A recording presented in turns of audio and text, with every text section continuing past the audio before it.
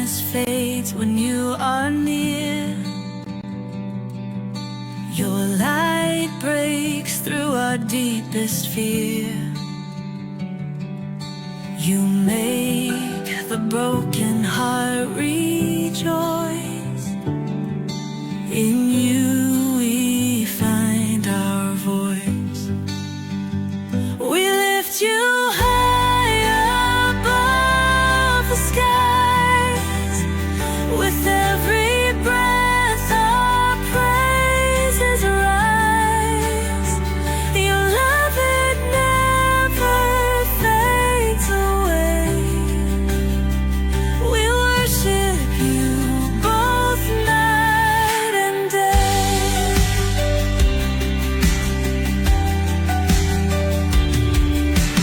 Chains are broken in your name. In you we are never the same. Your power flows like mighty streams, fulfilling all our dreams. We lift you high above the skies. With every breath our praises rise. Your love, it never fades away. We worship you both night and day.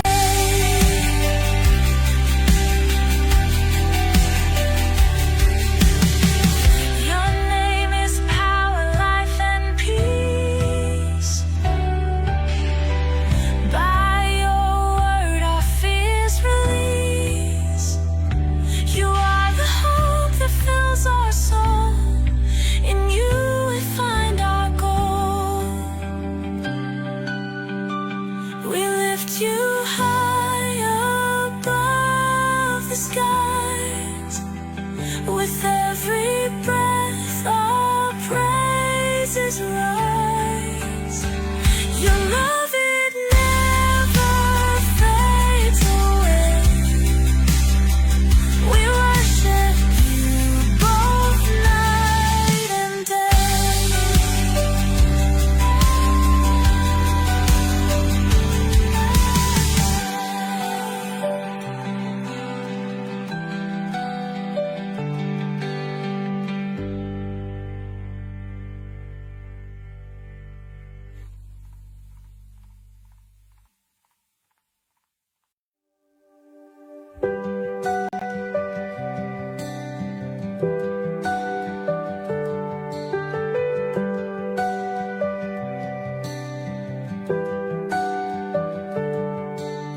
Darkness fades when you are near.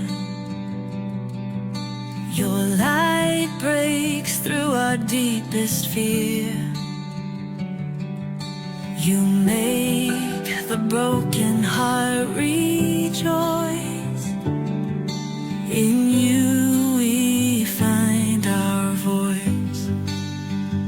We lift you high above the skies. With every breath our praises rise. Your love, it never fades away. We worship you both night and day.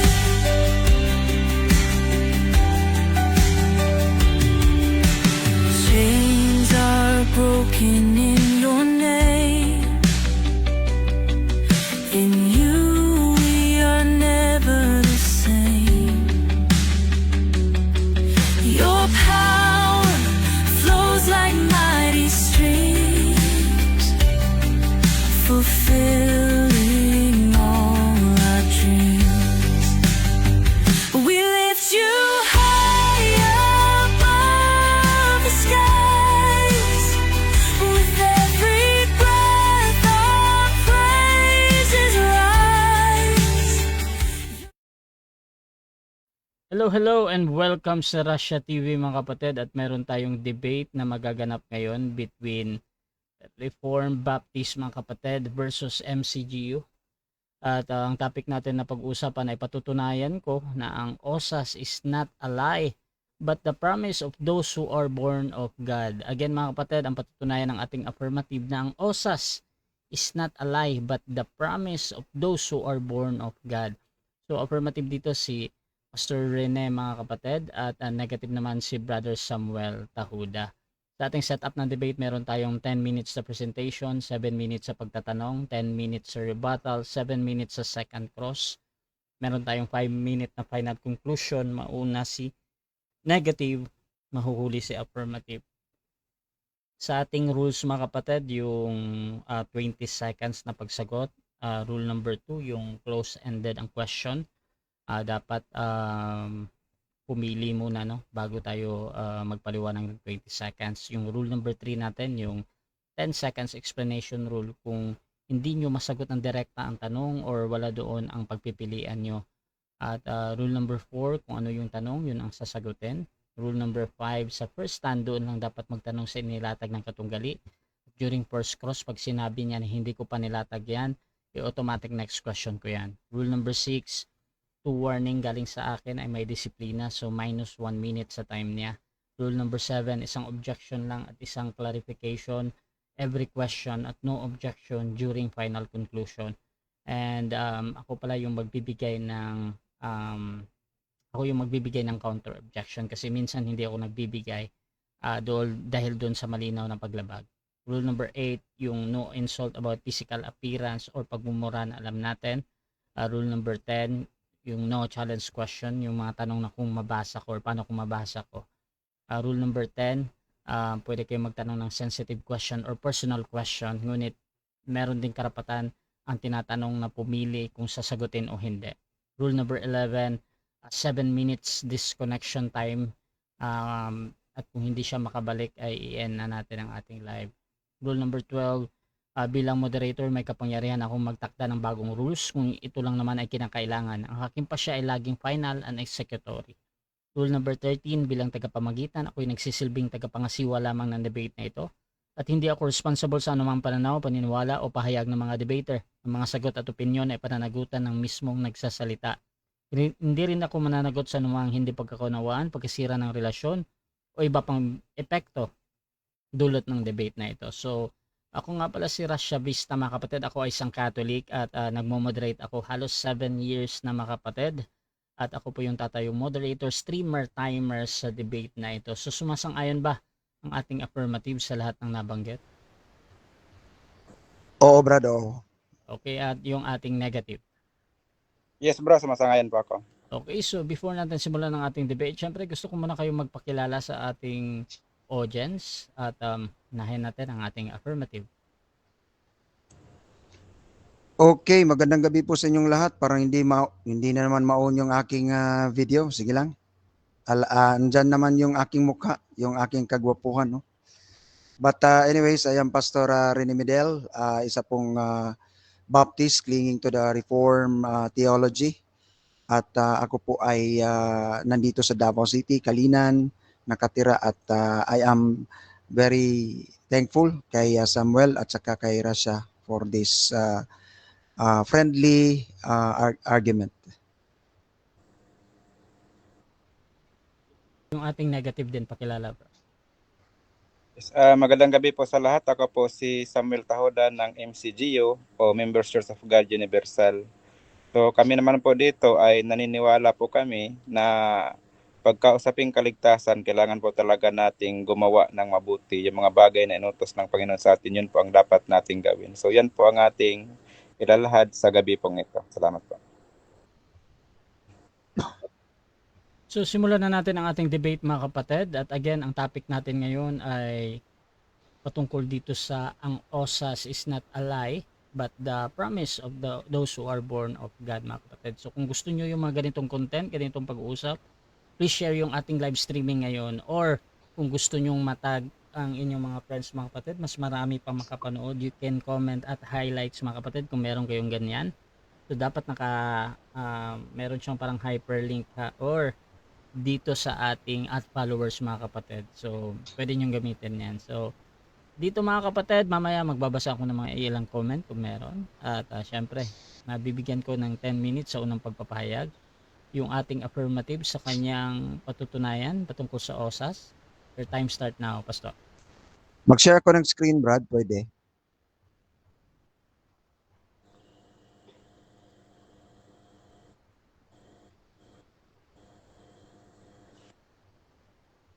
Ayan na. Yes, argument of nature. Apo. Okay, magandang gabi po sa inyong lahat. Muli po tayo ay pumarito upang ipahayag po ang salita ng Panginoon in its purest sense. Same po ang aking approach. Gagamit po tayo ng kung pwede yung atin pong linguistic and contextual interpretation sa scripture. Now, ang OSAS po para sa akin mga kapatid at saka yung mga ibang kasamahan ko, ito din po ay identical sa one sheep, always sheep. One save, always save. Identical po yan sa one sheep, always sheep. Kasi yung sheep, yun lang talaga ang masave, no? So, para sa amin, ang OSAS ay one sheep, always sheep. No, yun po ang identical dito. Sana po ay maintindihan ninyo. Now, bago po tayo mag-proceed, meron po akong triad argument dito upang maintindihan po natin yung OSAS o OSAS, no?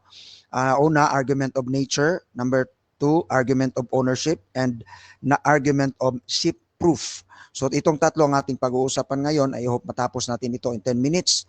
Now dito po tayo punta sa argument of nature.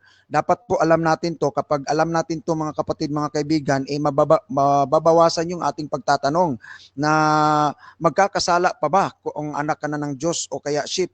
Now, ang nature po ng sheep, bakit po sheep, hindi lion, but hindi ahas ang ginamit ng Panginoon? Kasi sa Bible makikita natin ang sheep, ang nature na ay ganito. Matthew 9:36, when he saw the crowds, he had compassion for them because they were harassed and helpless like sheep without shepherd. No, kung ang sheep walang shepherd, ang ano niyan mga kapatid, ang nature niya ay defenseless. So kapag ang isang sheep defenseless, ay alam na natin mga kapatid na talagang prone siya sa temptation at talagang he will fall into temptation kasi nga defenseless siya without a shepherd. Pangalawa, ang nature ng sheep in Psalm 119:176, sabi ni David, I have gone astray like a lost sheep. In other words, ang nature ng sheep, mga kapatid, dapat intindihin natin ay easily lost. Kapag walang shepherd, ay talagang ma-lost siya easily. Temptation, talagang magkasala yan siya mga kapatid at mga kaibigan because wala ang shepherd. No? Kailangan talaga ang shepherd kapag pinag-uusapan ay sheep. Number 3, Psalm 23:1-3, the Lord is my shepherd. Sabi ni David, I shall not want. He makes me lie down in green pastures. He leads me beside still waters.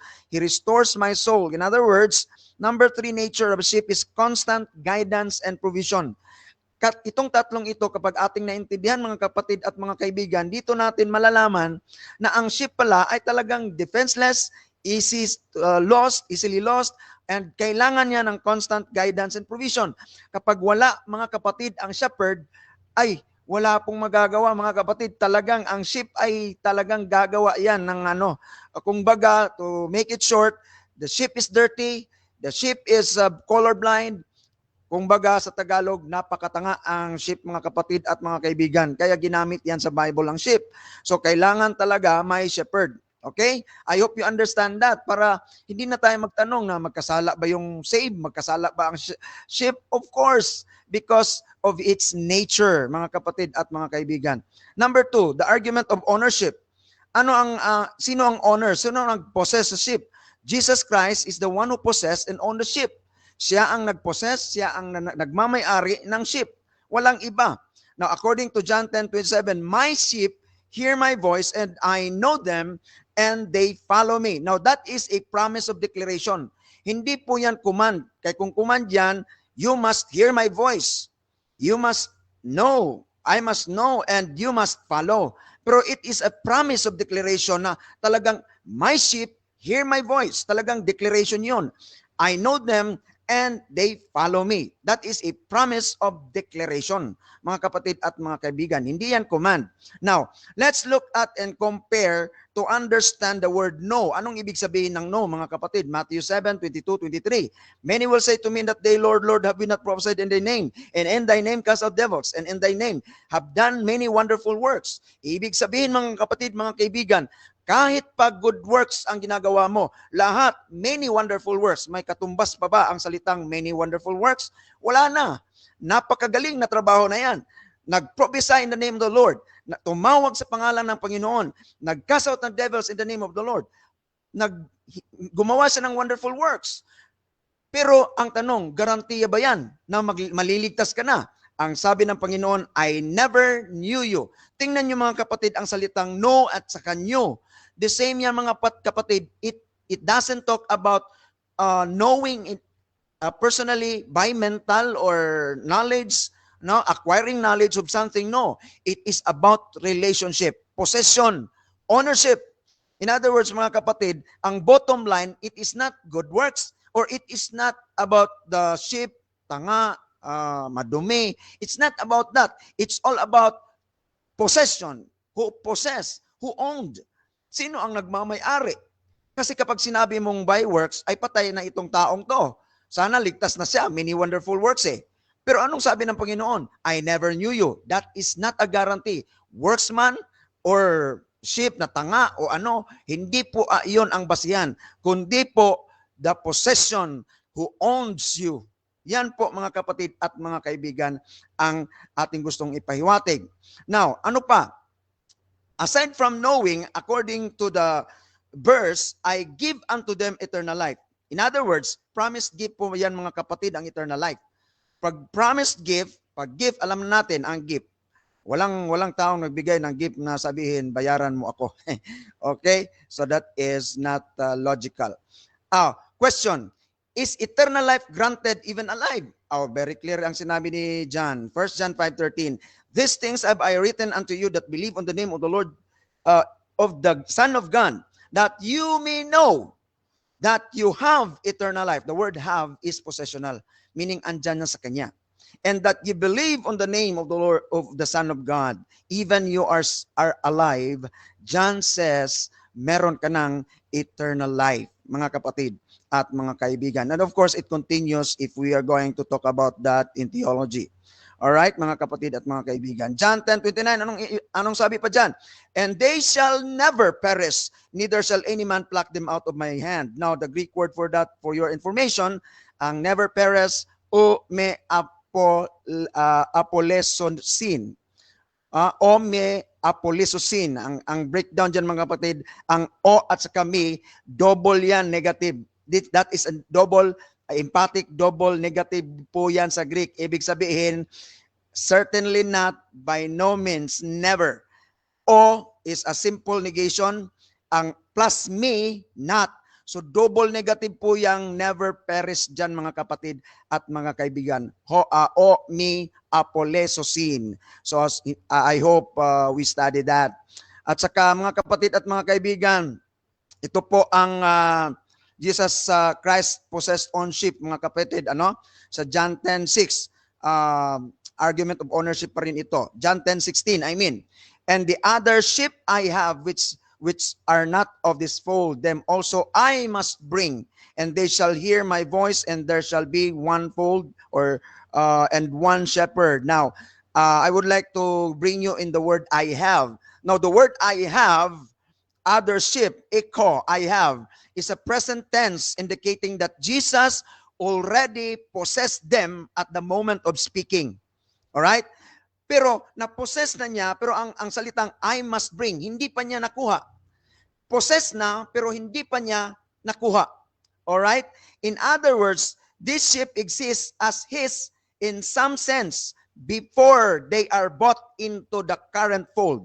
The verb have, echo, implies ownership or relationship that precedes the action of bringing them in. In other words, mga kapatid, mga kaibigan, possession na yan. Hindi pa niya nakuha, possess na. Klaro na, I have, pero kukunin ko pa. Okay, mga kapatid at mga kaibigan. Yan po ang sa Greek, I must bring. Ayan po mga kapatid. The logic subject of again is Jesus me. But the object out to them refers to sheep that already exist and are already His in some sense, mga kapatid at mga kaibigan. So possess na, kaya kami naniwala, pinili mga kapatid, yung mga pinili niya, yun yung kukunin niya. Alright? So yan po mga kapatid at mga kaibigan. But that is not the topic today. So, pangatlo, argument of sheep proof. Luke 15:4-6. What man of you having 100 sheep, if he lose one of them, doth not leave the 99 in the wilderness and go after that which is lost until he finds it?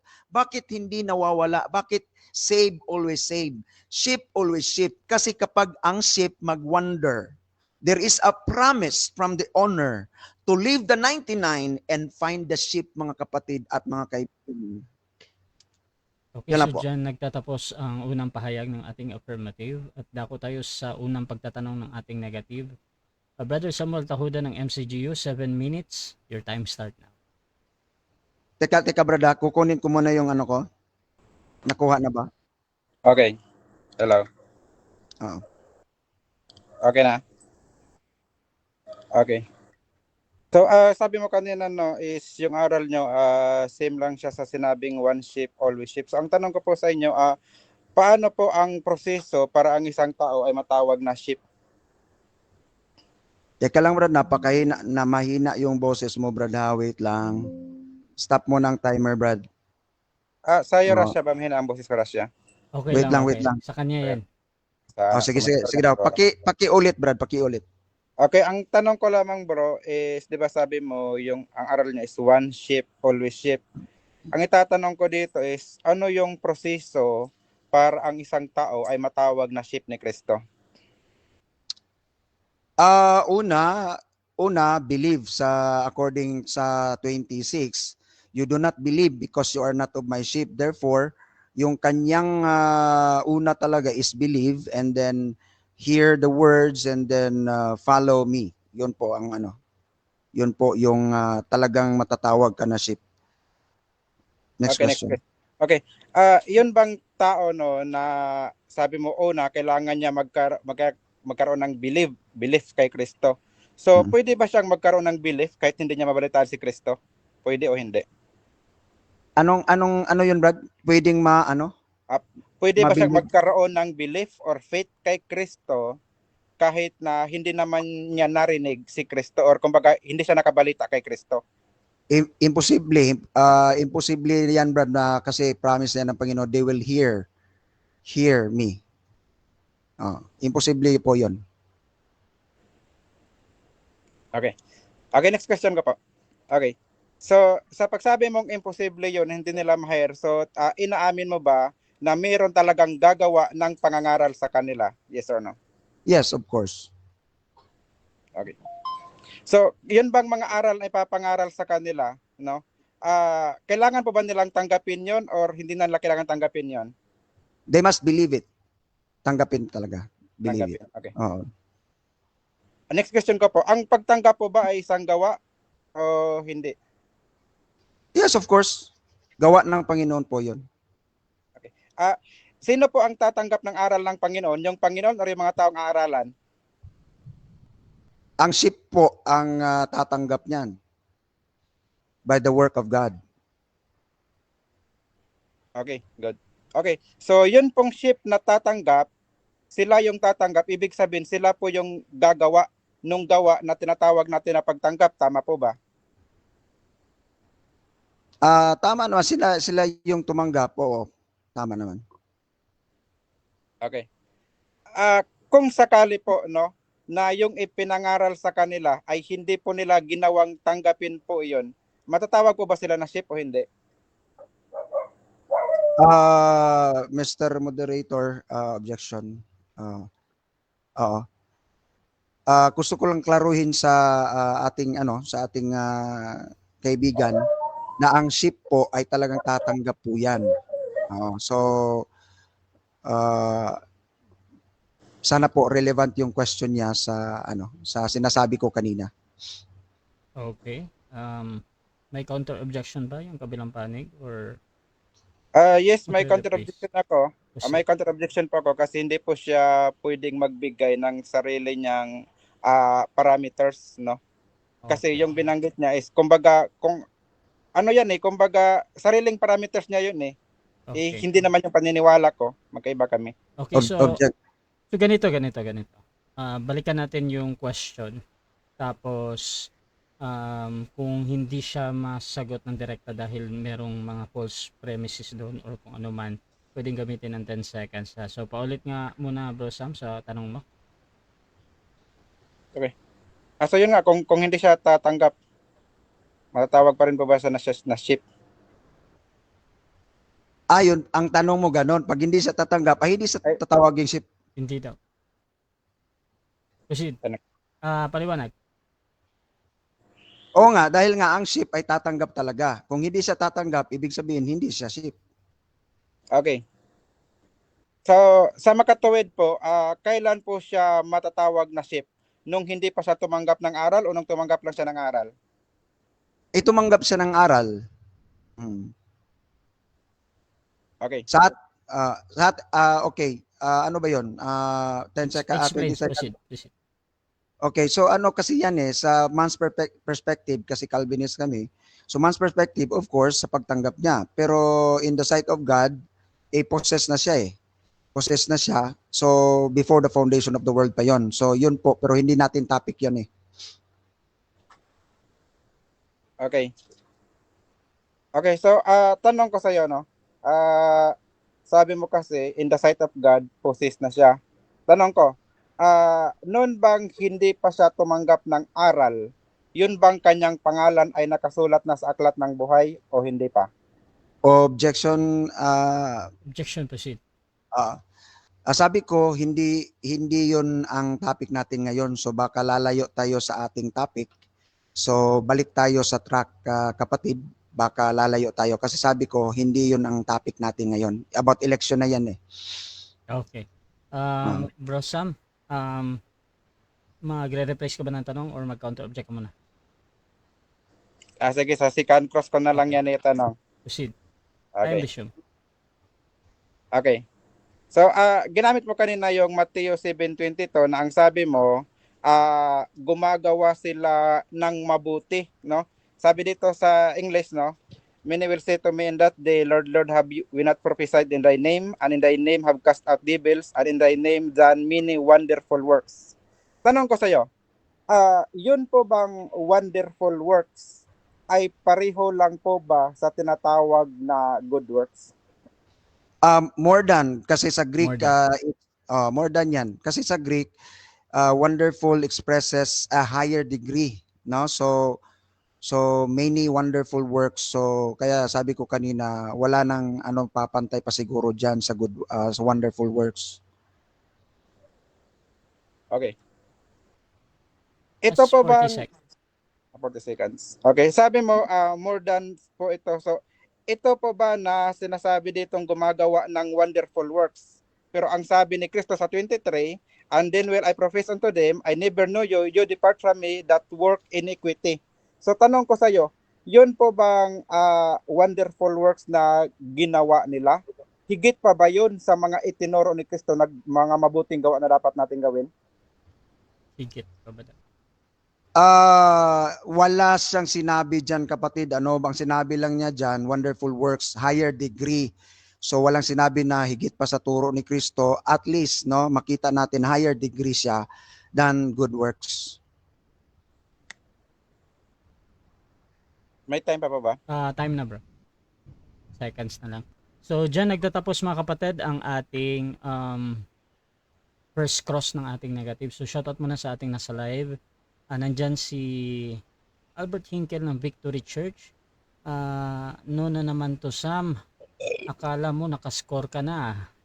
Shoutout din kay Emmy Alfonso, kay Reggie Prodante, kay Villamir Alibutod. At sabi dito, God is the one who work and who wills. Shoutout din kay Reggie Prudante.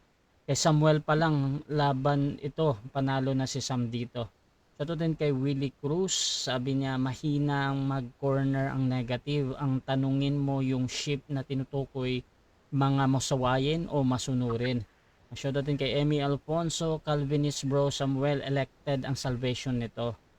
So, Bro Sam, 10 minutes sa iyong unang pagpapahayag bilang negative. Your time start now, bro.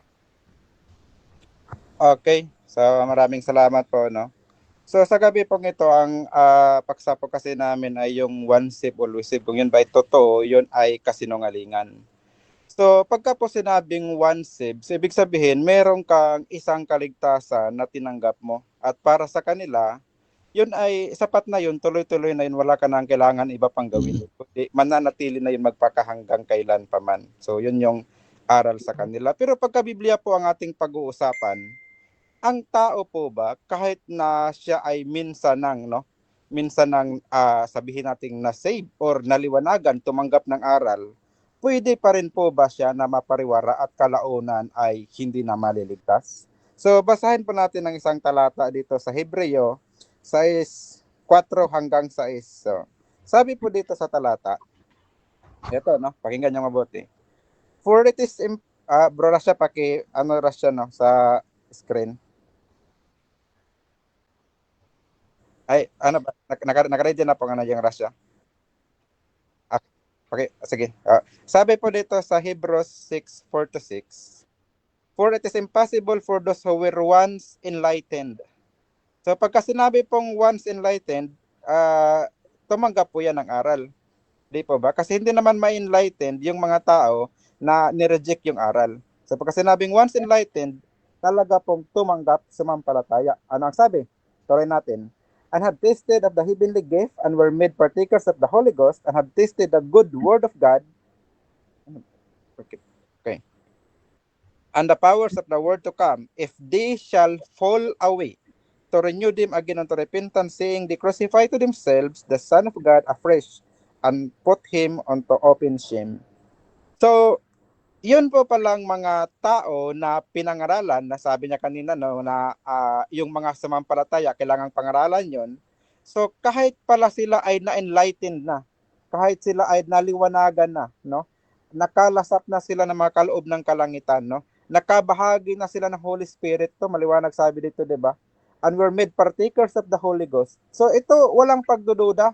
Ito ay ligtas na, no, kung sa kanilang ano ba tawag dito, yung criteria ang ating napagbabasihan. Kasi maliwanag, tumanggap siya, nakapartake na siya ng Holy Ghost. Pero ang sabi, no, kahit pala nakalasap na siya, no, ng mga mabubuting balita sa Diyos, no, at sa mga kapangyarihang darating, ang sabi, if they shall fall away. Baka sabihin nila, San Pablo, mali po yan. Pagka na-enlighten ka na, pagka tumanggap ka na ng Holy Ghost, hindi ka na pwedeng ma-fall away. Baka yun ang sabihin nila, no? Kasi ganyan sila eh. Pagka once tumanggap ka, no? Once sumampalataya ka, ligtas ka na. Hindi na pwedeng maalis sa'yo yun. Kasi once always sila eh. Pero ano ba sinasabi ni San Pablo? If they shall fall away. So pwede pala na yung tumanggap na ng Holy Spirit, sumampalataya na, naligtas na doon sa ayon sa criteria nila, pwedeng ma-fall away yun. Otherwise, dapat wala nang sinabing ganun si Pablo. Kung hindi naman pwede yung ganun, baka may sabihin niya, mali yan, hindi pwede yung ganyan. Kasi ang totoong sumasampalataya, hindi ma-fall away. Bakit sabi ni San Pablo, yung na Holy Spirit, na fall away pa? Sabi, to renew them again unto repentance. So, di ba? Pagka pala naibigay na sa'yo, may Holy Ghost ka na, no? Tapos, bumalik ka ulit doon sa iyong mga makamundong gawain, kahit minsan ka nang naligtas, ay pagdating ng panahon, no? Hindi ka na ililigtas pagdating sa final judgment. Ang dapat po nating alalahanin na mayroon pa pong final judgment na darating. Mayroon pang pagliligtas na darating. Wala po tayong total, no? Na pagka ikaw ay sumampalataya na ligtas ka, pero ang tanong, yan na ba yung final? 'Di ba? Yan na ba yung final? Kasi kung final na yan, ay napakasarap ng buhay naman, final na yan eh. Wala na bang pagliligtas na gagawin sa hinaharap, no? Para masabi natin na once naligtas ka, wala ka nang poproblemahin pa. Basahin natin. Dito sa Hebrews 9:28, ganito ang ating mababasa, no? Hebrews 9:28. So titingnan natin kung mayroon pa bang pagliligtas na gagawin ang ating Panginoong Jesucristo sa kanyang pagbabalik. Sabi dito, so Christ was once offered to bear the sins of many, and unto them that look for him shall he appear the second time without sin unto salvation. So mayroon pang pagliligtas na gagawin si Kristo sa kanyang pagbabalik, no? Tagalogin natin. Sabi dito, no? Ay gayon din naman si Kristo na inihandog na minsan upang dalhin ang mga kasalanan ng marami, sa ikalaway pakikita na hiwalay sa kasalanan, sa ikaliligtas ng mga nagsisipaghintay sa kanya. Aba, may pagliligtas pa pala, 'di ba? Meron pa palang gagawing pagliligtas. Kanino? Sa mga nagsisihintay sa kanya. Si Pastor Rene po ba naghihintay po ba? Naghihintay naman siguro siya, 'di ba? So kung naghihintay siya, pasok siya dito sa sinasabing meron pang pagliligtas na gagawin pagbalik ni Kristo. Ang tanong, ano ang basihan ni Kristo, no? Ano ang basihan ni Kristo para iligtas kanya sa kanyang pagbabalik? Ano ang kanyang basihan? Kasi sabi niya kanina, no? Yung alam mo na, I know them, no? 'Di ba? Alam ni Kristo, 'di ba? Just 4 minutes. Ilang minuto, bro? 4 minutes, okay. Si Kristo naman, tayo naniniwala na si Kristo, 'di ba? Sabi ng alagad, nalalaman mo ang lahat ng bagay. O di ba pati yung mga masama, alam ni Kristo yan, kilala ni Kristo yan kasi nalalaman mo lahat ng mga bagay. Alam nga naman ignorante si Kristo doon sa ibang tao. Alam niya yun, kilala niya yun. Pero, no, di ba? Pero, sino lang ba yung kanyang kikilalanin, no, or kanyang tatanggapin, no? Kasi nabing, di ba, kikilalanin, tatanggapin niya. Kasi kahit kilala niya yung tao, no, alam niya sino yan, kasi nalalaman naman niya lahat ng bagay, siyempre alam niya kung sino yan. Ang tanong, kikilalanin ka ba niya, no? Pagdating ng araw. Ang sabi ni Kristo dito, ha, Mateo 7:22. Itutuloy natin yung basa hanggang 23. Siguro natin sa 21. Sabi ni Kristo, not everyone that said unto me, Lord, Lord, shall enter into the kingdom of heaven, but he that doeth the will of my Father which is in heaven. Many will say to me in that day, Lord, Lord, have we not prophesied in thy name? And in thy name have cast out devils, and in thy name done many wonderful works. And then when I profess unto them, I never knew you. Depart from me, ye that work iniquity. Ano daw sabi ni Kristo? Depart from me, ye that work iniquity. Alam ba ni Kristo kung ano ang pinagagawa nila? Alam ba ni Kristo? Bakit nasabi ni Kristo na you that works iniquities? So, alam ni Kristo kung anong pinagagawa nila. Kaya kahit ipinagmamalaki nila yung sinasabi nilang many wonderful works. Sino ba ang nagsabi? No, sino ba ang nagsabi na wonderful works? Si Kristo ba? Sila lang, no? Kasi sila ay kanilang ipinagmamalaki yung kanilang pananampalataya na may pananampalataya kami, no? Nakakapagpalabas kami ng mga demonyo, no? Ang daming mga himalang nagagawa namin dahil sa aming pananampalataya, pero gumagawa ba sila ng mabuti? Gumagawa ba sila ng mabuti? Ano sabi ni Kristo? Ye that work iniquity. Ayun, no? Sila pala ay naghambog lang doon sa kanilang pananampalataya na kaya nilang magpalabas ng mga demonyo, kaya nilang gumawa ng mga hiwala. Pero yung mga pag-ibig sa kapwa na talagang pinaka-importante sa lahat, no? Yun ang hindi nila nagagawa. Kaya kahit meron silang pananampalataya, kaya nga sabi ni San Pablo, kahit magkaroon ko ng pananampalataya na kaya kong ilipat bundok or kahit ano pang magawin, kung wala akong pag-ibig, ay parang akong walang para siyang walang silbi na na ingay lamang. So dito malalaman po natin na talagang importante po yung gawa, ano? Yung pong gawa, no, yan yung pag-ibig po natin sa kapwa, yung pag-ibig po natin sa Diyos, yung paggawa po natin sa mga mabuting mga kautosan na inutos niya sa atin, no? Pag-ibig po 'yun. 'Di ba kasi pagka umiibig ka, ginagawa mo nakakabuti sa kanya. Sinusunod mo siya. 'Di ba? So 'yun ang importante kasi kahit sabihin mong sumasampalataya ako sa iyo, pero hindi ko gumagawa ng mabuti, kahit minsan ka nang naliwanagan, kahit minsan ka na nakatanggap ng Holy Ghost, pagdating ng araw, Mateo 7:23, itsapwira ka pa rin ni Kristo. kasi hindi mo ginagawa yung ibang mga bagay na lalong mahalaga. Sabi ni San Pablo, no? Na merong tatlong bagay na natira sa mundong ito, no? Merong pag-ibig, no, hope, at saka faith. And the greatest of them all is love, 'di ba? So yun yung pinaka-importante sa kaya mali po talaga na sabihin natin na one save always save. Mali po yun. Meron ka pong kailangang i-maintain, no? Meron kang kailangan hindi ka pwedeng lumiko ng landas, kaya kasinungalingan po yung one save always save. Okay, so dyan nagtatapos ang unang pagpapahayag ng ating negative. Dako tayo sa 7 minutes na unang pagtatanong ng ating affirmative. Pastor Rene, your time start now.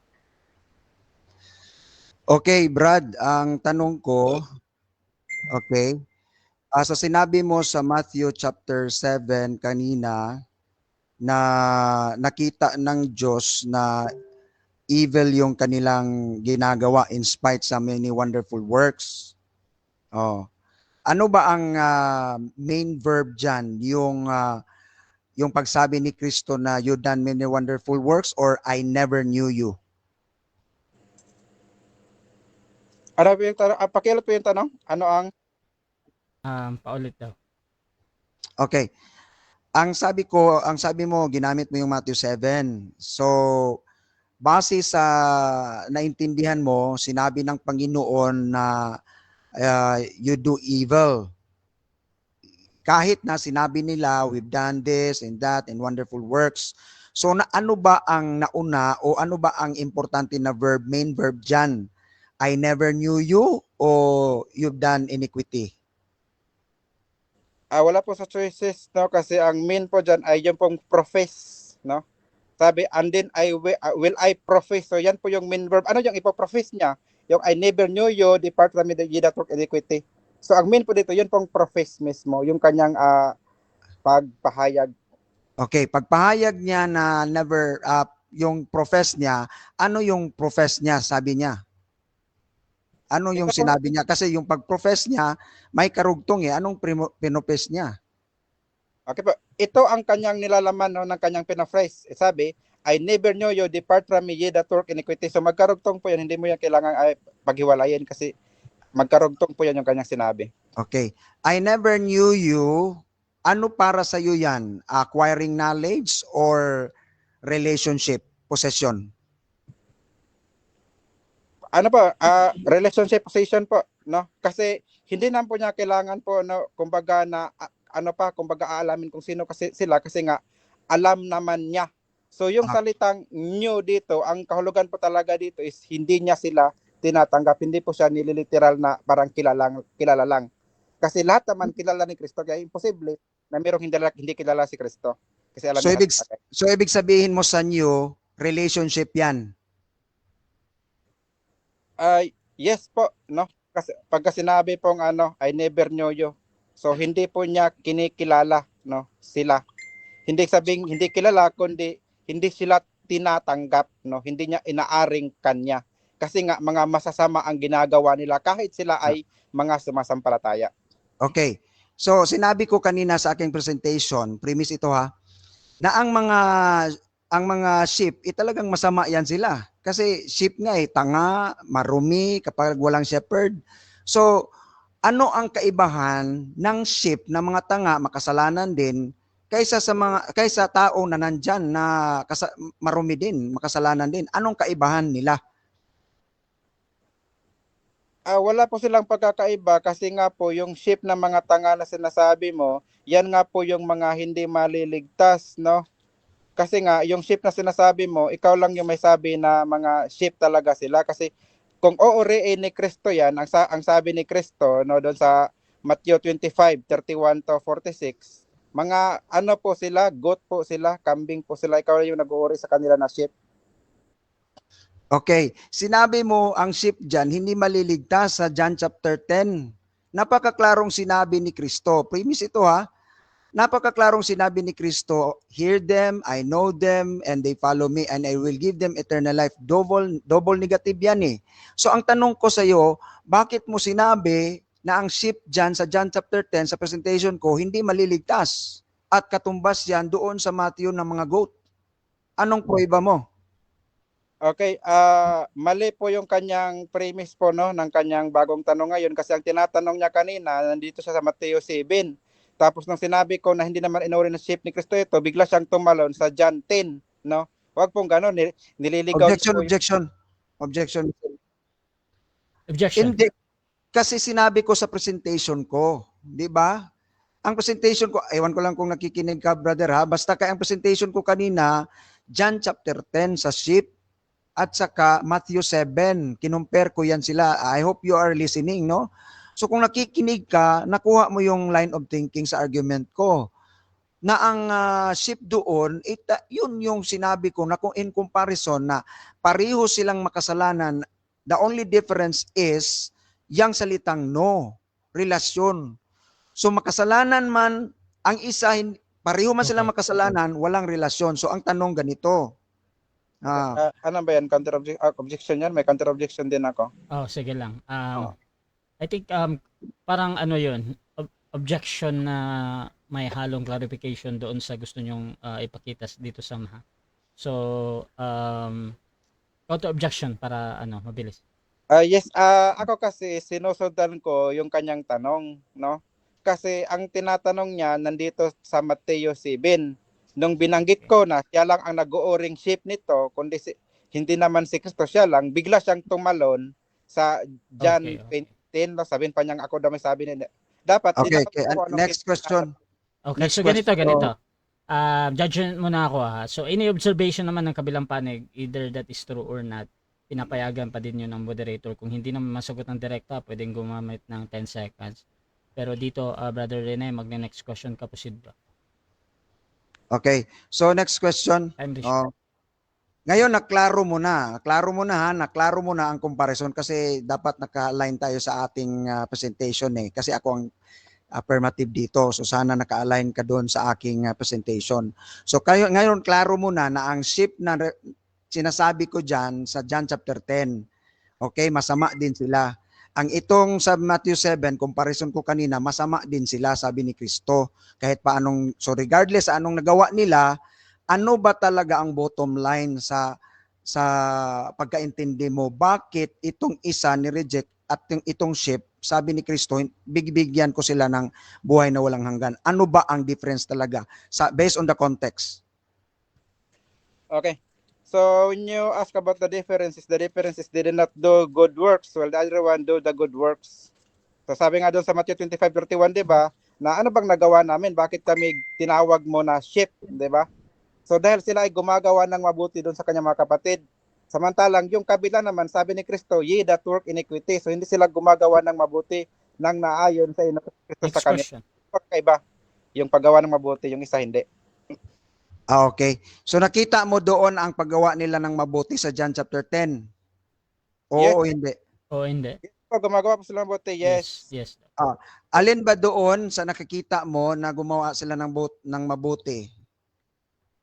Okay, sabi po dito, John 10:27, dinirinig ng aking mga tupa ang aking tinig. So sa salitang dinirinig po, so ibig sabihin po, sila po ay gumagawa ng mabuti dahil pagka mabuti ka, nakikinig ka doon sa mga salita ng Diyos. So yan, mabuting gawa po yan. At hindi lamang po basta naririnig lang kasi sabi 'di ba na hindi lamang kayo dapat tagapakinig kundi Next doers of the law also.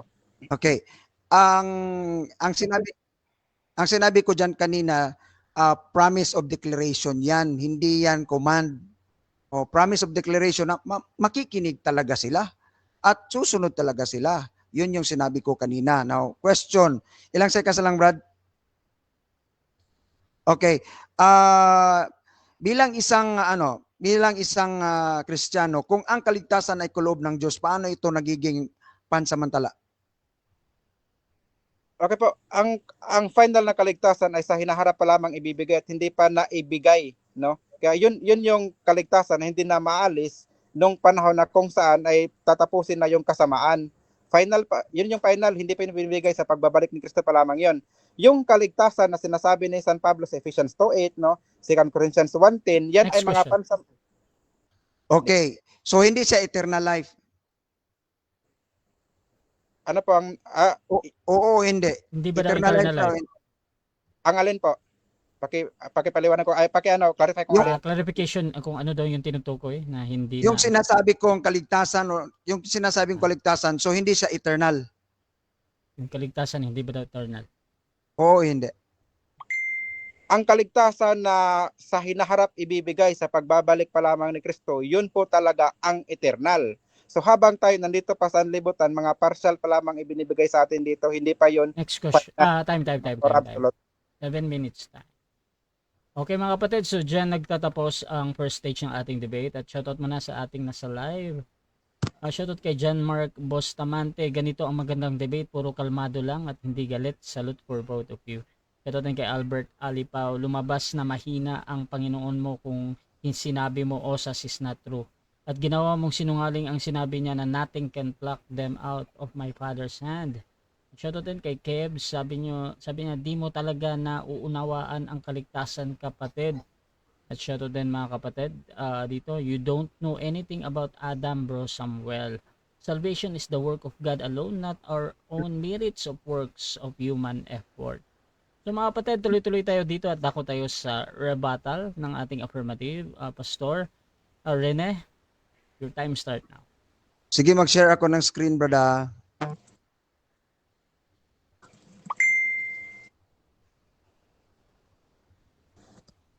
Okay, nandyan na, Brad.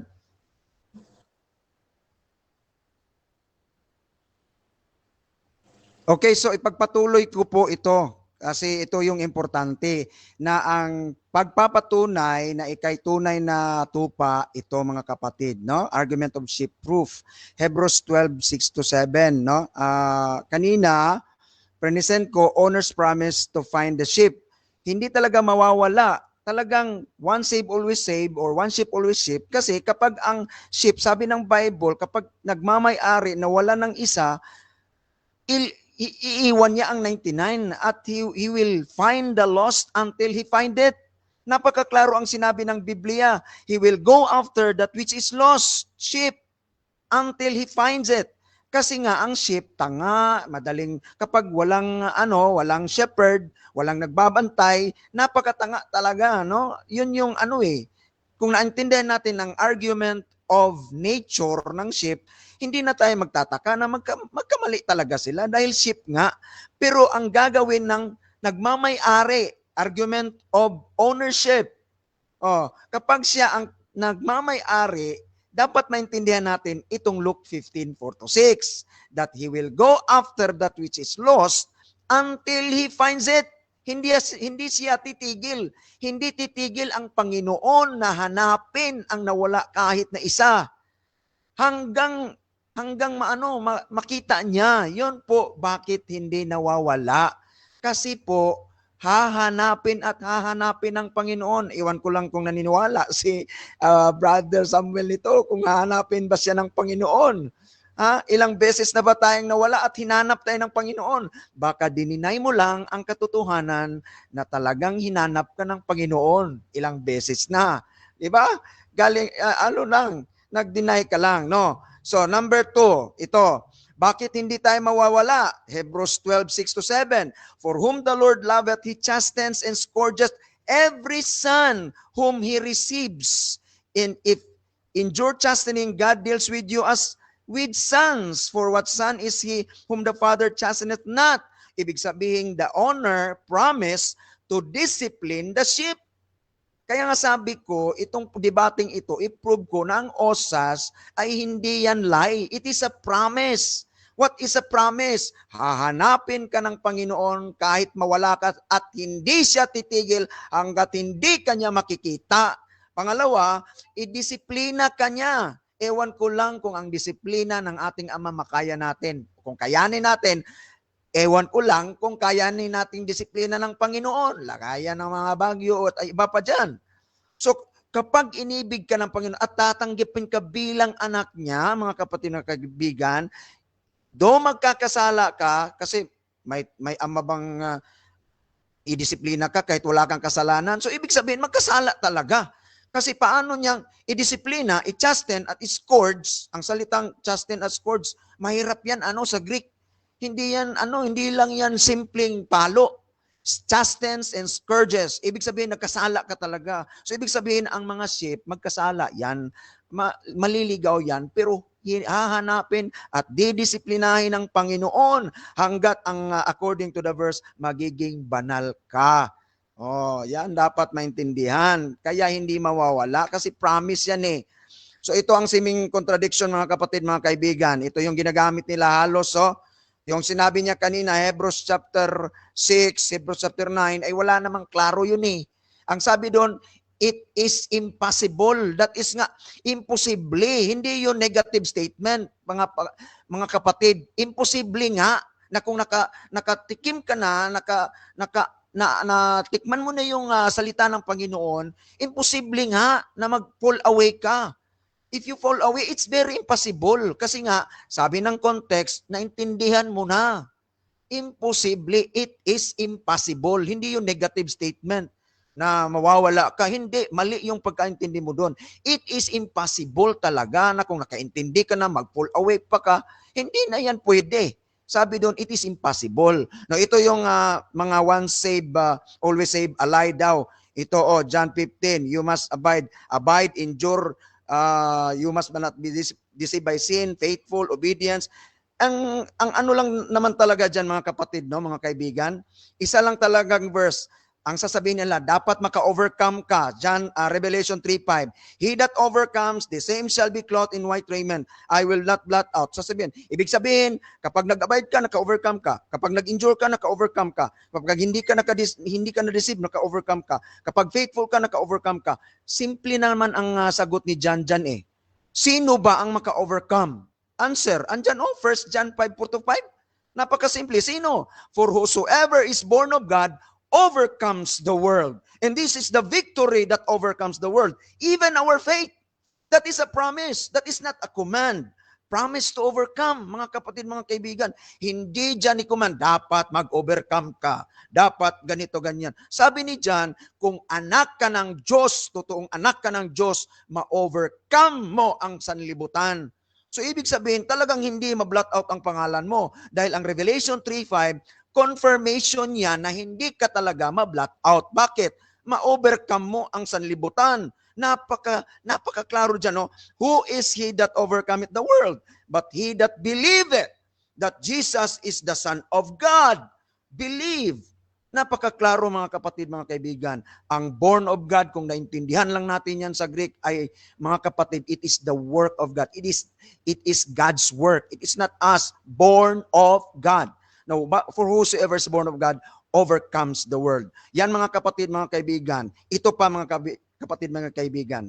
Titus 1:2, in hope of eternal life, which God cannot lie, promised before the world began. Kung ang iyong Diyos ay liar, hindi Diyos namin yon. Kasi ang daming promise sinabi niya, sinabi ko doon, mga promises yon, mga kapatid, 3. 3 ba yun? 4 mga promises na sinabi ko. Kung ang Panginoon ay hindi niya tayo hahanapin, hanggat makita niya tayo, ay nag-liar ang Panginoon. Liar si Jesus Christ. Kung tayo ay malost, kasi sheep nga tayo, tanga tayo. Kung walang shepherd, talagang malost tayo, talagang mawala tayo sa track. Pero pag sinabi ni Kristo, hahanapin ka. Kung hindi ka niya hahanapin, dalawa lang, hindi ka anak o kaya nag-lie si Jesus Christ. Pangalawa, Hebrews 6:18. Ito nga ang Hebrews 6, ginamit mo kanina, by the two immutable things in which it was impossible for God to lie. We might have a strong consolation who have fled for refuge to lay hold upon the hope set before us. It is impossible for God to lie. Yun lang sinabi niya, pag mawala ka, hahanapin kita. Hindi ako titigil hanggat hindi kita makita.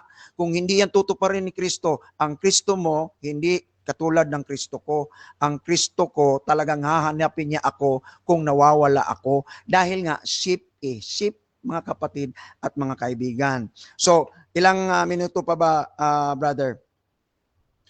Ilang minuto pa? Brad, hello po. Hello, Brad.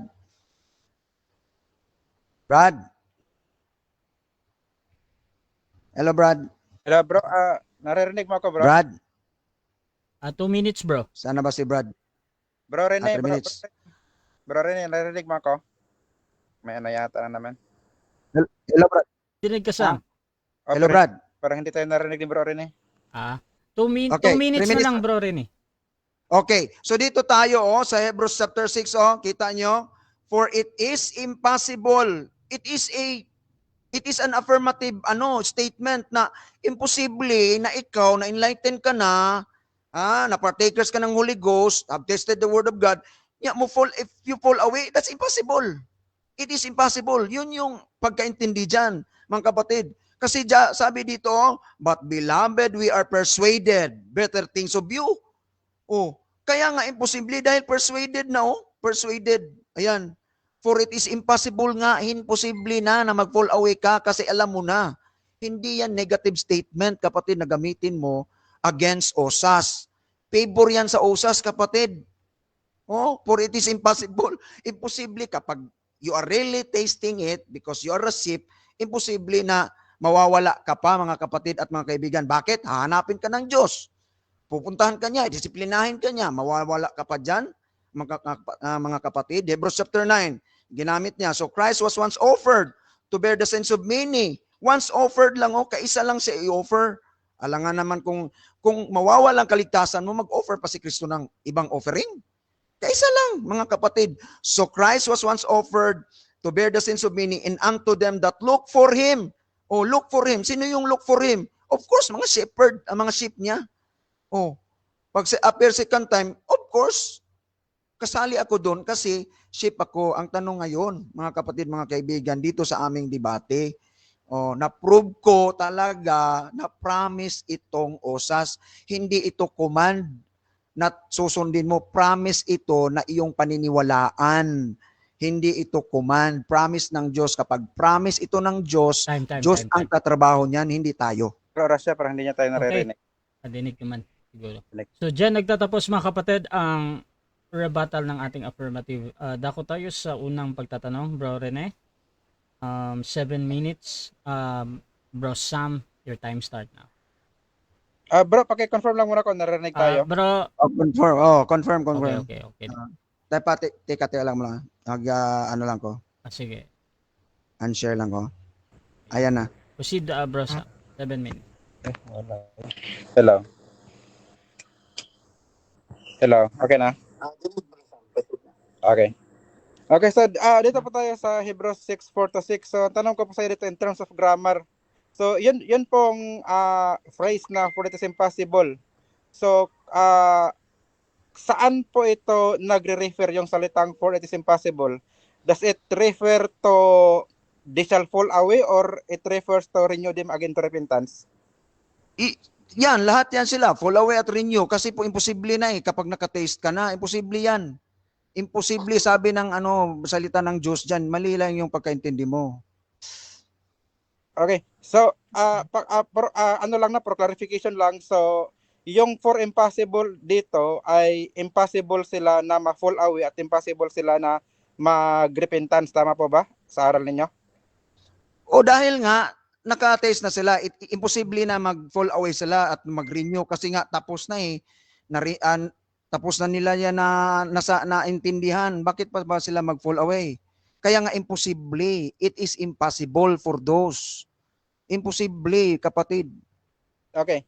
So, yun pong si Safira at saka si Aquila, pamilyar po kayo doon, yung sa Acts 5:45. Just make it clear kung anong point mo dyan, kapatid. Sa relasyon sa pananampalataya sa ating tema ngayon. I-clear mo lang, clarify mo lang. Okay. Hindi, paki-confirm lang kung familiar ka ba doon sa kwento doon sa Acts 5:4-5, yung patungkol kay Priscilla at Aquila. Paki-confirm lang. Gusto ko lang makita ang text. Acts chapter 4. Chapter 5, verse 4-5. Ade, Bro Rasha. Lang sa tanong. Okay. Yan kasing si Priscilla at Aquila ay kasama sila doon sa mga 3,000 na naanib na mga tumanggap din naman ng Holy Spirit noong una. At nagkaroon ng pananampalataya talaga na pati yung kanilang mga ari-arian, bahay nila ay kanilang ibininta.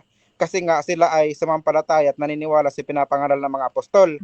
So pasok sila dito sa sinasabi na enlighten sila, no? Kasi naniniwala sila sa mga apostol na ibinta yung kanilang ari-arian. 'di ba? Nakatanggap sila ng heavenly gifts at saka nakapartake sila ng Holy Ghost.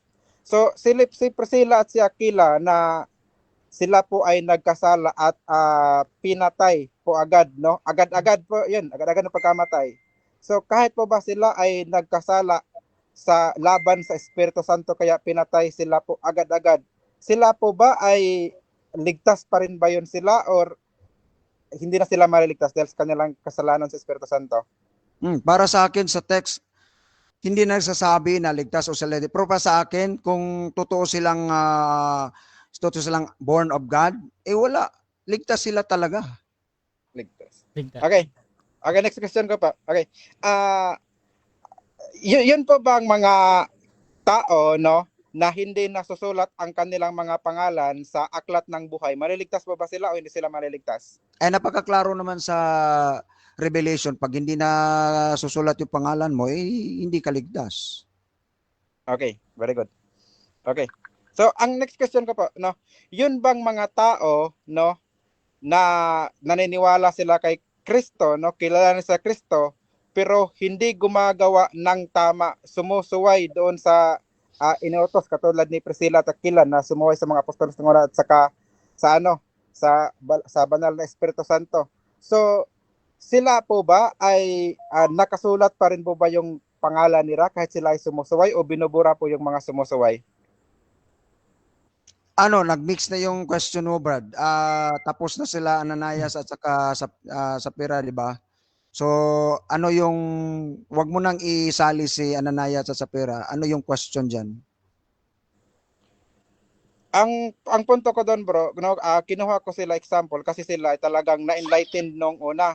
So, kahit sila ay na-enlightened na nung una, nakapartake na ng Holy Ghost, pero later on, sila ay sumuway. So, sa kanilang pagsuway na iyon, no, yun bang kanilang pangalan, no, ayon sa Biblia, yun ba ay mananatili sa aklat ng buhay o buburahin yung kanilang pangalan sa aklat ng buhay? Sinabi ko na kanina si Ananias at sa Sapphira dahil hindi klaro yan sa text kung na-imperno ba sa lao na langit. Sabi ko nga, kapag totoo silang born of God, kapag sheep sila, mapupunta sila sa langit not because of what they have done, because of the blood of Christ. Yun yung sa kanila, yun yung nagligtas sa kanila, the blood of Jesus Christ. Okay, next question ko pa. Okay. Excuse me lang. Okay. Okay. Ang tanong ko po, no, yun po bang mga lahat po ba pagka ikaw ay sumampalataya, no, automatic ba yun nasusulat ang pangalan mo sa aklat ng buhay? Hindi, kay si Satanas nanampalataya, so hindi siya sinulat. So let's be clear about that. So klaruhin ko na ang masusulat lang doon ay ang mga sheep, mga karnero. So kung karnero ka, talagang nasusulat doon at born of God ka, nasusulat ka doon. Okay, next question ko pa. Okay. Yun po bang mga tao na nakasulat ang pangalan na sa aklat ng buhay, pagka po sila ay nakagawa, no, ng kasalanang ikamamatay, ay binubura po ba yung kanilang pangalan sa aklat ng buhay? Yes or no? False dilemma kasi Mr. Moderator, objection, false dilemma yun. Kasi nga ang imposible na nga kapag ikaw ay isang believer, no, totoo, sheep. So hindi ka talaga gagawa ng ganyan. Okay, so false dilemma daw yung tanong mo. Bro Asam, may counter objection ba? Yes, may counter objection ako doon kasi siya lang ang gumawa ng sarili niyang parameter na pagka sumampalataya ka, it is impossible for you na gumawa ng kasalanang ikamamatay, no? Siya lang po ang may sabi noon, no? Objection. Okay, Hindi ako nagsasabi niyan. Okay, so ganito. So ang objection dito yung sa false dilemma. Hindi ko masyadong matukoy kung saan doon kasi yung false dilemma kasi yung meron pang ibang option ba, either ang tinutukoy ba ay yung sa yes or no o doon sa premise na merong ibang option doon sa premise. However, ganito, kahit anong stand kasi ng kabilang panig, hindi ko pinapakailaman ba. So kung hindi siya dahil meron talagang something doon sa tanong, pwede mong gamitin ang 10 seconds pero valid yung question para sa akin kay Samuel ha. So bro Rene, gagamitin mo. Okay, 10 seconds. Proceed. Ang totoong sheep at born of God, hindi gagawa ng kanyang sinabi. Dahil nga, sabi ng Panginoon, they will hear me and they will follow Next me. question. Okay, That's next 30 question. seconds. Okay. So, lahat po ba na nakasulat sa Book of Life ay totoong sumasampalataya? Of course, yes. Yes. Okay. Meron po bang buburahin ang Diyos doon sa aklat ng buhay? Meron ba daw?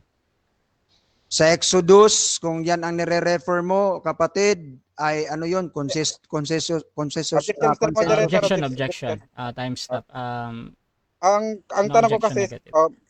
meron bang binubura ang Diyos sa aklat ng buhay? So, pagsagot lang muna ng meron or wala. Okay. Meron sa Exodus, Meron. wala sa Revelation. Next question. Okay, next question. Okay. Yun po bang aral ng Diyos sa Exodo 32:33 at saka sa Revelation 3:5 ay magkasalangat po ba o 7 hindi? minutes time. Okay, so dyan nagtatapos mga kapatid ang second cross ng ating negative. Dako tayo sa kanyang rebuttal. Pero bago yan, shoutout muna sa ating nasa live. Shoutout kay Johnny Kapangpangan ng SDA. Good evening po sa lahat. Kay Omar, RJ, ang mga anak ng Diyos kahit magkasala hindi na mawawala ang kaligtasan dahil anak na. Shoutout din kay Gigi Garcia. Ang salvation ay personal. Free will, obey and disobey. Depende. Yan, may free will tayo. Shoutout din kay John Mark Bustamante, Bro Samuel. Context is the key. Apply proper hermeneutics, Bro Samuel, para pulido po ang pagkaintindi nyo sa doctrine of salvation po. Genuine save, always save po. Karnero or kambing ka ba? Shoutout din kay Julie Agustino. Partial daw ang salvation pag sa lupa pa. Saan na verse yan makikita? Shoutout din kay Albert Alipaw. Lumabas na mahina ang Panginoon mo kung sinasabi mong osas is not true. At ginawa mong sinungaling ang sinabi niya na nothing can pluck them out. My father's hand. Brother Sam, 10 minutes sa rebuttal. Your time start now.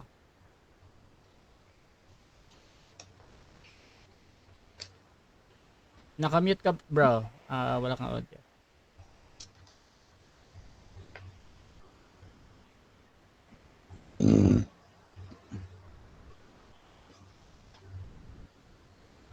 Tawagan natin ulit.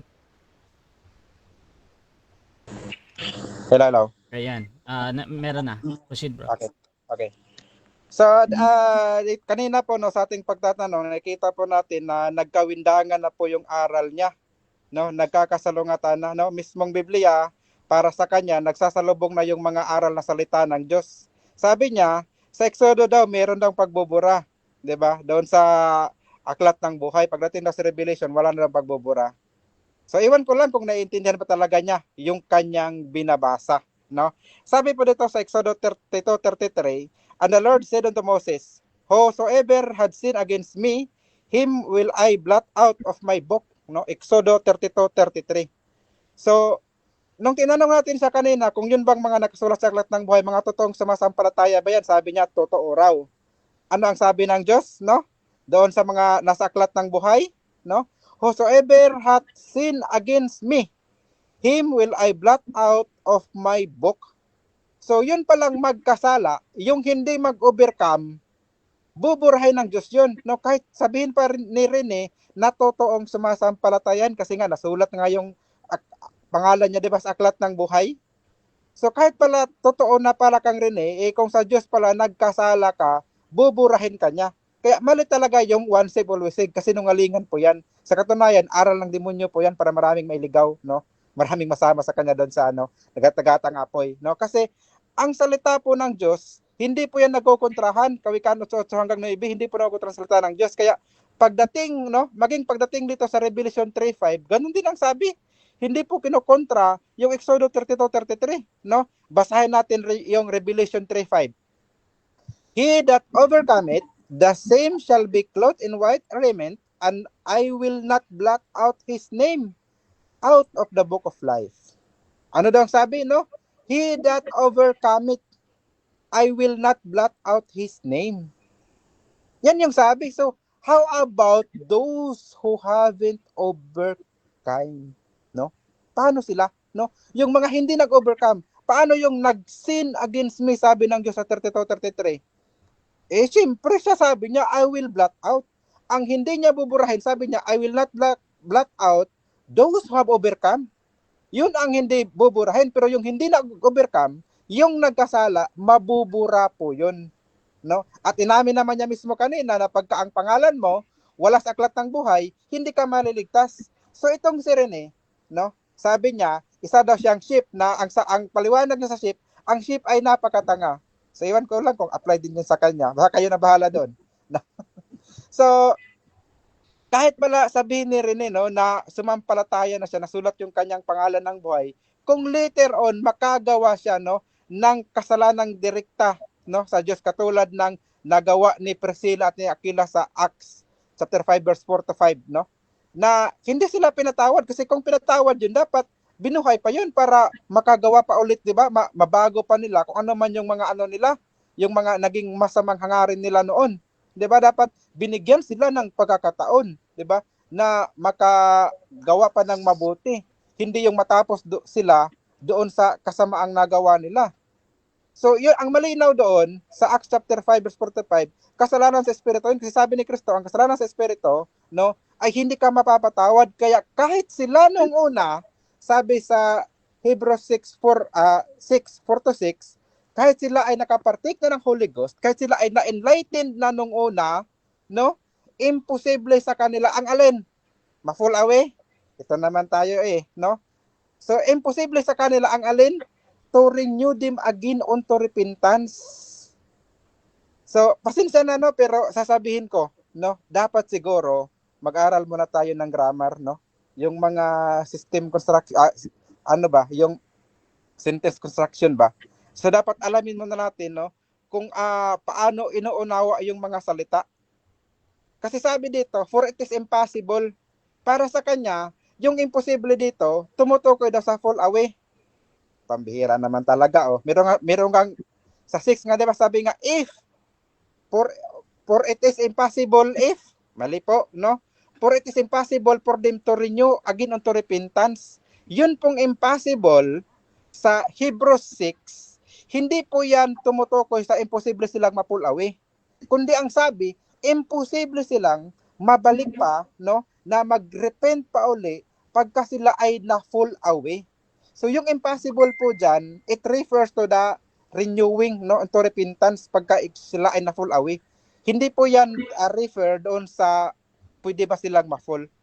So dapat aral muna tayo ng ng accounting grammar, no, bago tayo sumabak sa mga ganitong talakayan, no?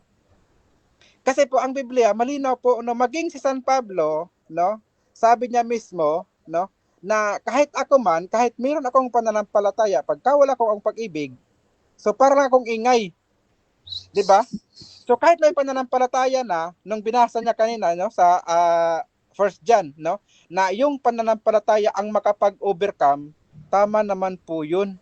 Pero dapat alamin natin, no, yung bang pananampalataya na iyon, wala ba yung gawa?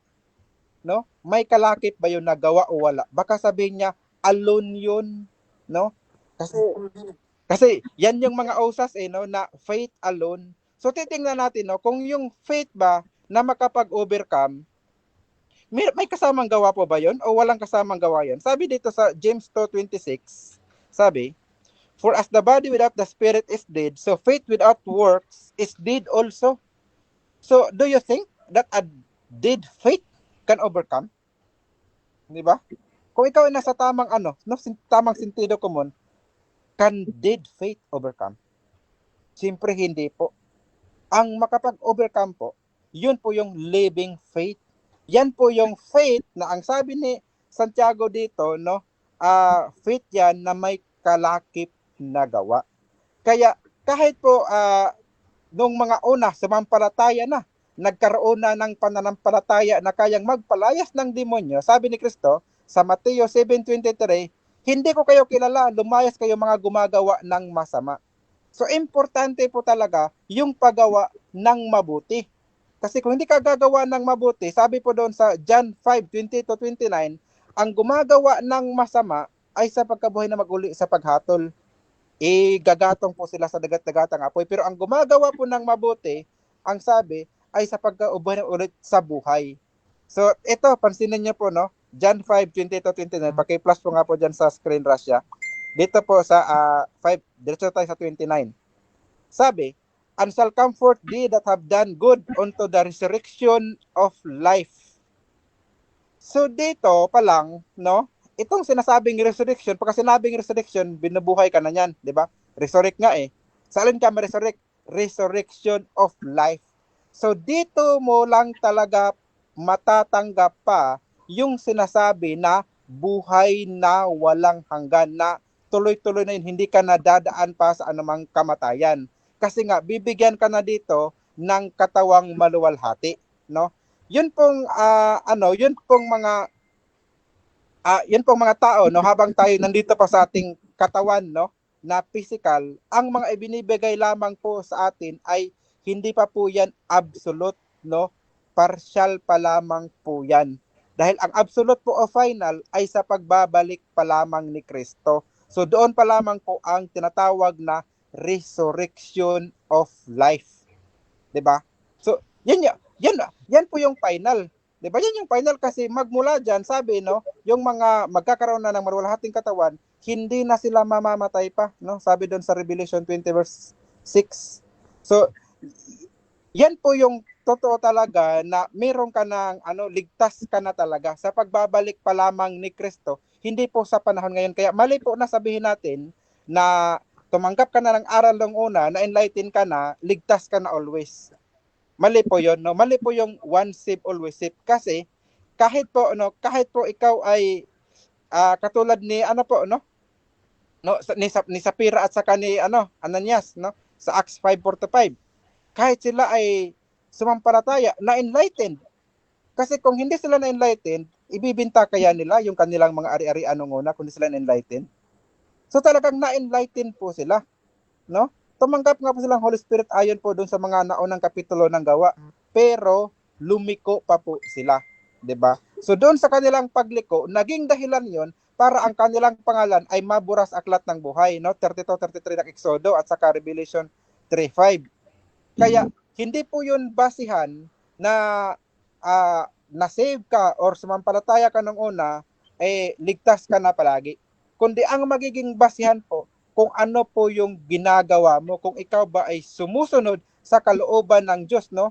Habang ikaw ay nasa pananampalataya, o baka hindi ka naman sumusunod. Kasi sabi nga niya mismo ang Satanas may pananampalataya. So anong pinagkakaiba nila ngayon? Kung si Satanas pala ay sumampalataya, dapat always na si Satanas. 'Di ba? Kasi Satanas kilala niya ang Diyos, no? Okay, so dyan nagtatapos mga kapatid ang rebuttal ng ating negative. Dako tayo sa second cross ng ating affirmative, Pastor Rene, ng Reformed Baptist. Your time start now. Okay, puntahan natin yung Exodus chapter 32 sa 33 kasi kinumpare mo yan sa Revelation eh. Okay? Okay? So sabi diyan, kapatid, sabi diyan, and the Lord said unto Moses, whosoever had sinned against me, I will blot out of my book. Ano ba ang book diyan? O ano ba yan? Ano bang ibig sabihin ng blot out diyan para sa iyo? According to Hebrew scholars, referring ba yan sa pagpatay o sa pag-erase? It refers po sa pag-erase, kasi pag sinabing blot out po, so pag-erase po yan, at yan po mismo din yung sinasabi sa Revelation 3:5. Hindi po yan magkasalungat sa Revelation 3:5. Pareho Okay. po yan, no, na yung hindi mag-overcome, i-blot out din yung pangalan nila. Okay, context tayo. Verse 35, kung meron kang Bible dyan.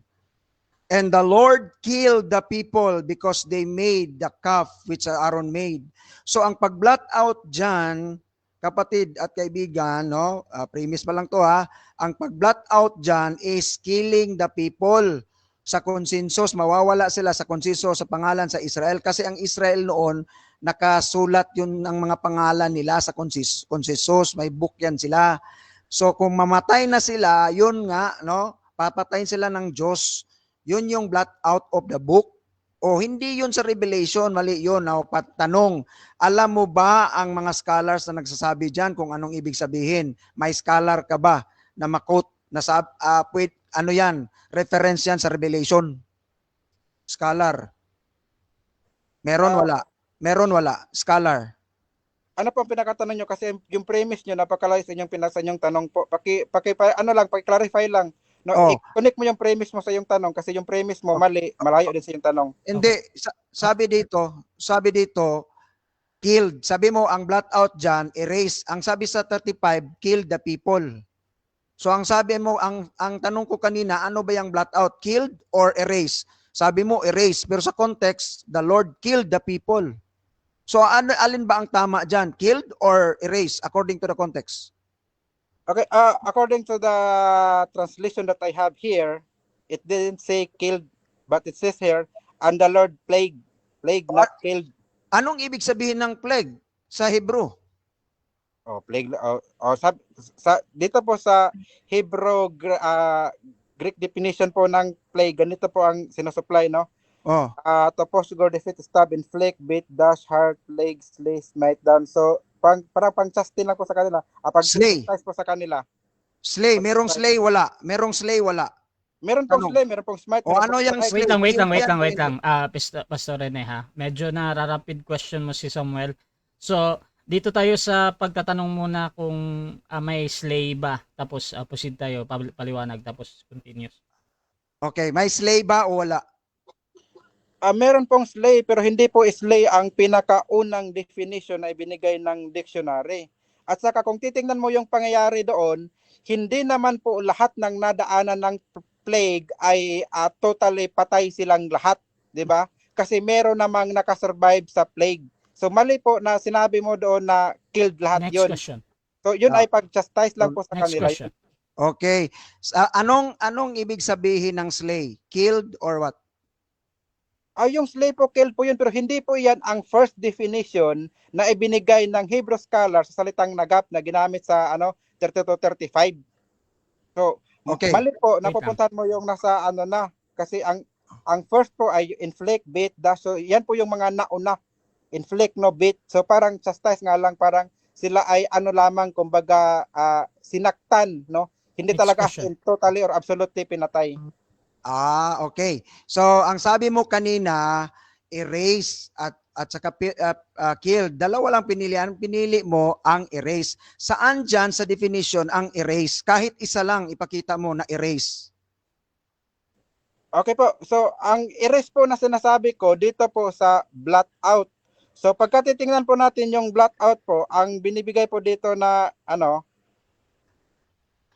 definition po to implication to smooth, that is grease, make fat or touch, abolish, no? Abolish, blot out, destroy, full of narrow. So, yun pong Next abolish. question, 20 seconds. Erase po yan. Okay. Salamat sa pagbigay mo sa abolish o destroy. Ano yun?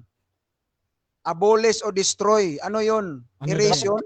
Okay po, pagka po sinabing abolish from the book of life, sa book of life ka po alisin. So, ibig sabihin, yung book, may mga nakasulat doon. Pagka sinabing abolish ka mula sa book, ibig sabihin, buburahin ka mula doon sa pagkasulat mo sa book. Ganun po ang abolish pagka book ang pinag-uusapan. Kasi book po yung pinag-uusapan nila Moses doon sa 32-33. Sa book i-abolish. So, ibig sabihin, yung pangalang nakasulat sa book, i-erase po yun. Kaya sabi dito, i-wipe nga i-wipe out nga doon Next sa question. Next question. Dito tayo sa book. Anong ebidensya mo, may Greek, may Hebrew ka dyan? Anong ibig sabihin ng book? Pakibasa sa iyong strong Hebrew. Anong ibig sabihin? Okay, so dito po sa Sefer, no? Sefer or Sifra, no? Properly writing the art of a document, by implication a book, bill, book, evidence, learn, letter, register, scroll. So, book po talagang tinutukoy diyan, talagang yun pong sinusulatan. So, doon po sila i-abolish, no? Yung pagkasulat ng kanilang pangalan, yun po yung i-abolish, or sa salita natin ngayon, buburahin, no? Doon sa book yung pangalan. Okay, may nakita ka ba diyang register o letter o scroll? Yung sinabi ko kanina na konsensus yan. Book yan nila sa konsensus na buhay ko kasi pag patay ka na, wala ka na doon. So, register o scroll, meron, wala?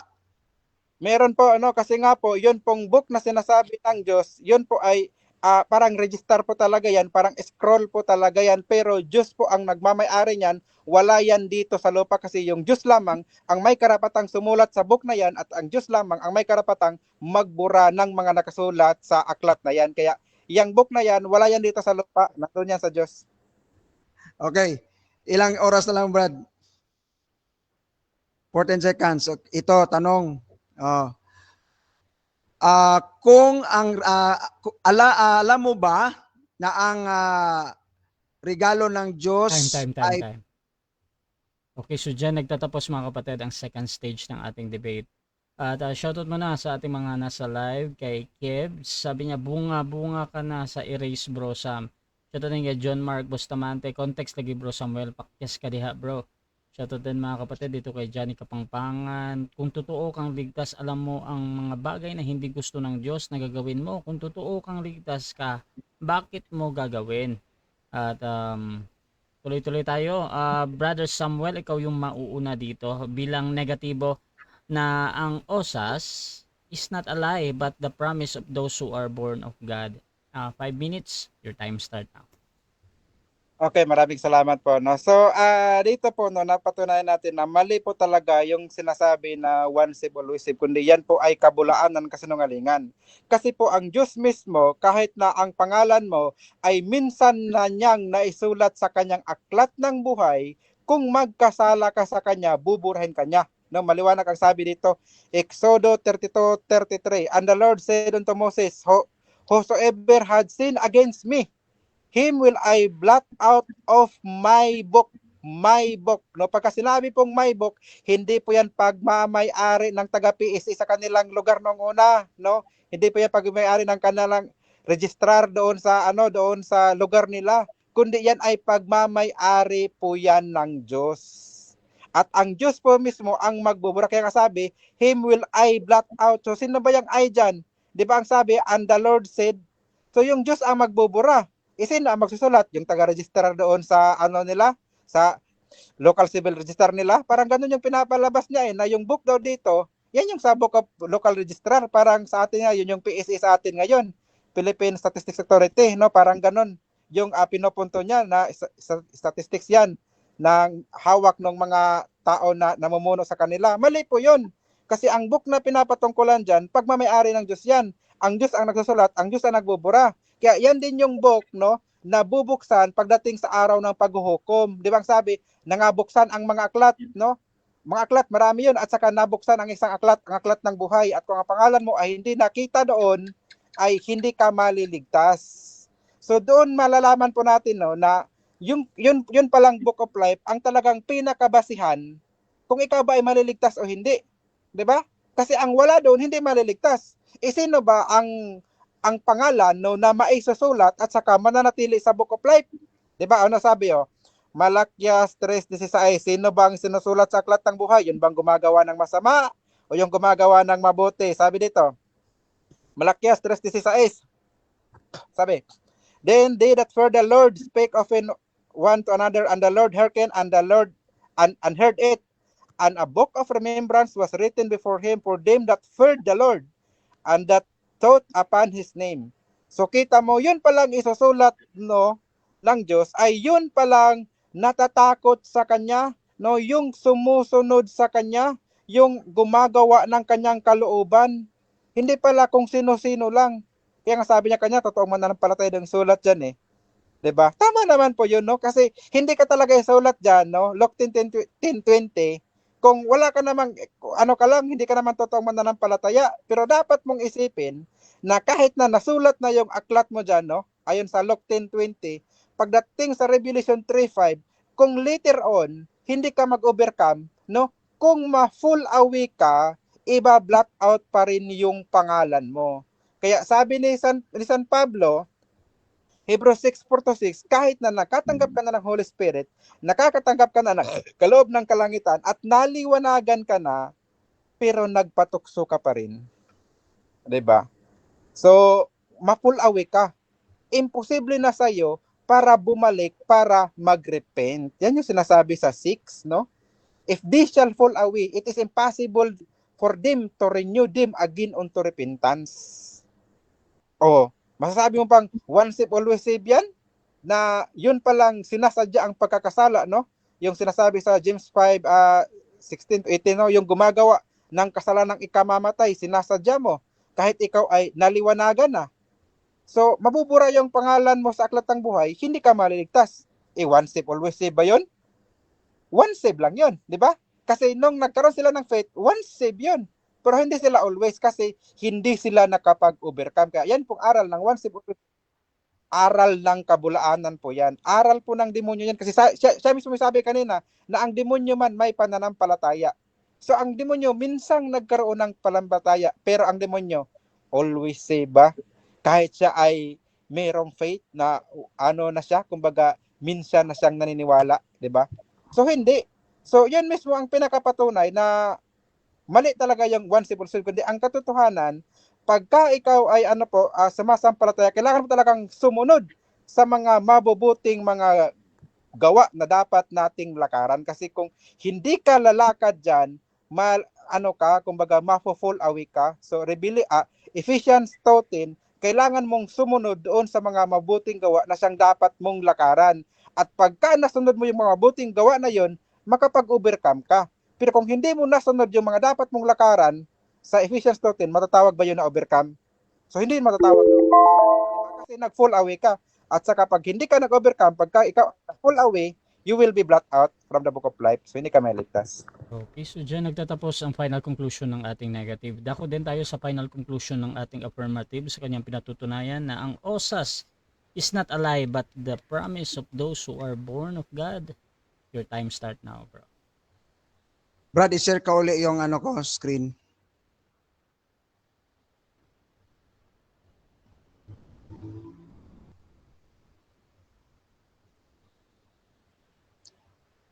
Wait lang ha.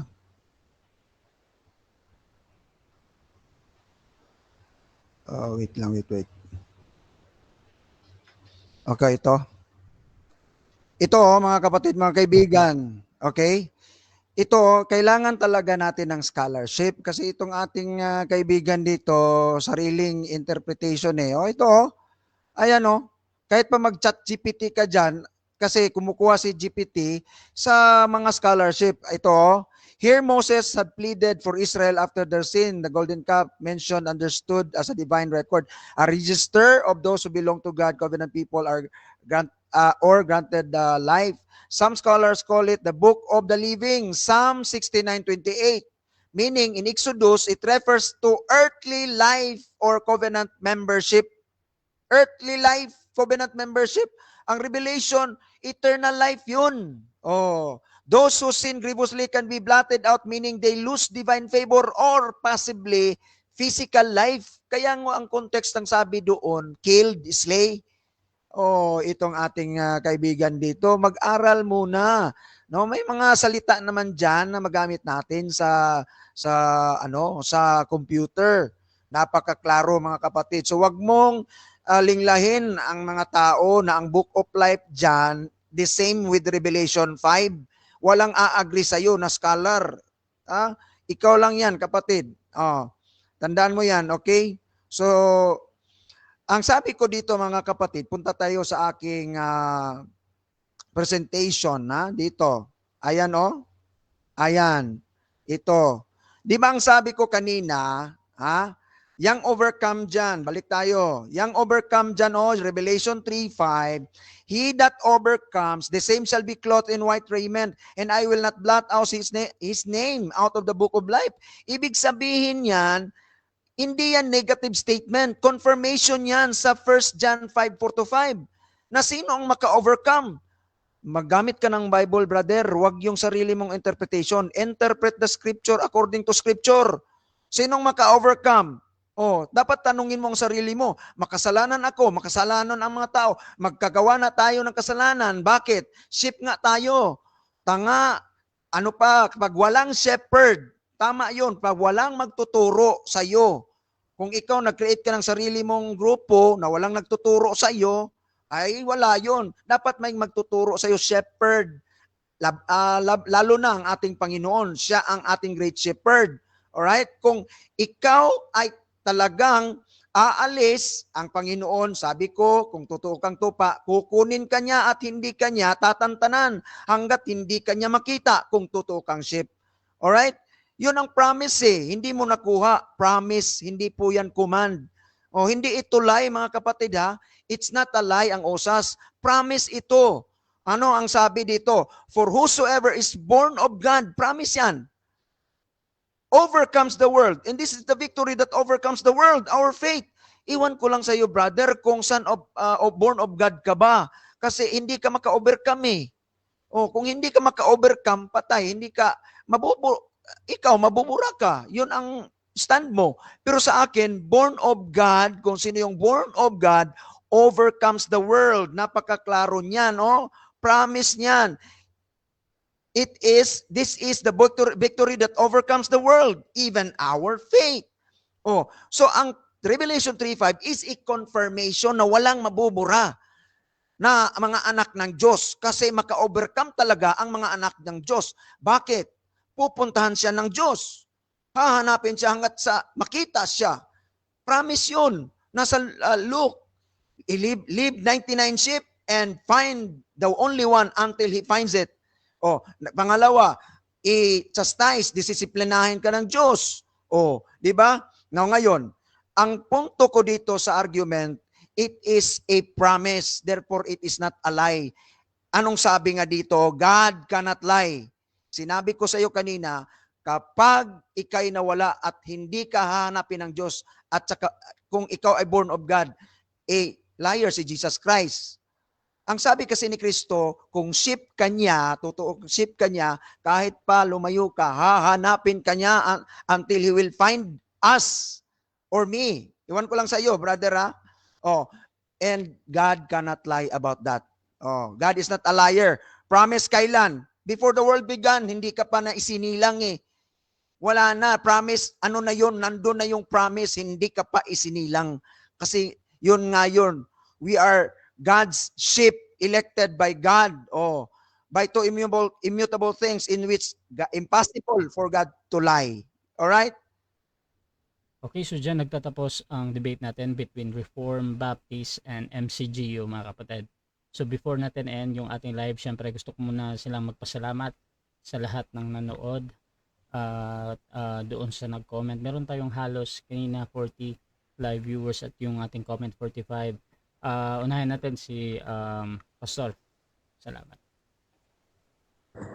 Ako? Yes, bro. Salamat sa lahat at salamat sa nakikinig. Sana po ay nakapagpulot tayo ng aral ang ating Panginoon na hindi po liar. So hahanapin niya ang kanyang mga sheep.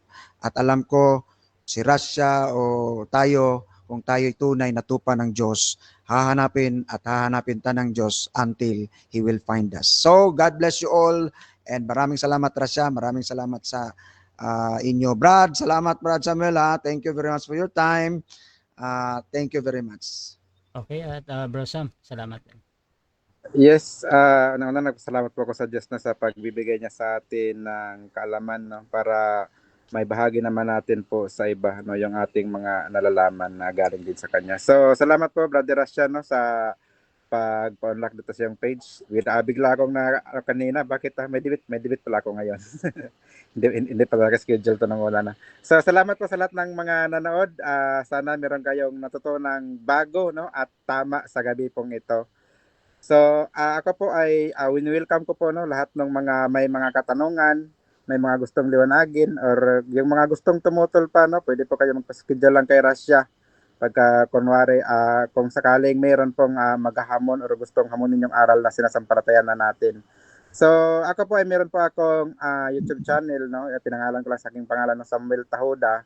Nandun po lahat ng mga record ng aking mga debates, na kung gusto nyong balikan yung mga previous na debates ko, nandun po lahat. Maging ang debating ito ay upload ko rin doon bilang record. So, salamat po muli na, Brother Rasha, at yan lang. Okay, Rasha TV, gusto rin magpasalamat sa lahat ng sumusuporta at laging naniniwala pa din sa ating pag-moderate. Kung gusto niyo sumali sa ganitong gawain or maghamon man sa dalawang ito, pwede niyo akong gamitin as moderator sa inyong pag-usap. Basta sumasang-ayon lang kayo sa lahat ng rules dito sa aking platform mga kapatid. At paki-follow na din yung dalawang ito, si Pastor Rene, kasi meron din siyang live. Si Pastor, Brother Samuel, mga kapatid, pwede din kasi meron din siyang content doon at meron siyang mga debates na madami, so pwede niyong puntahan. At syempre mga kapatid, you can follow me, Rasha Vista, dahil dito ako laging nagla-live. At please subscribe yung ating YouTube channel, Rasha Debates TV, dahil ang debate na ito ay pupunta doon. So maraming salamat mga kapatid. This is Admin Rasha ng Rasha TV, and we're out.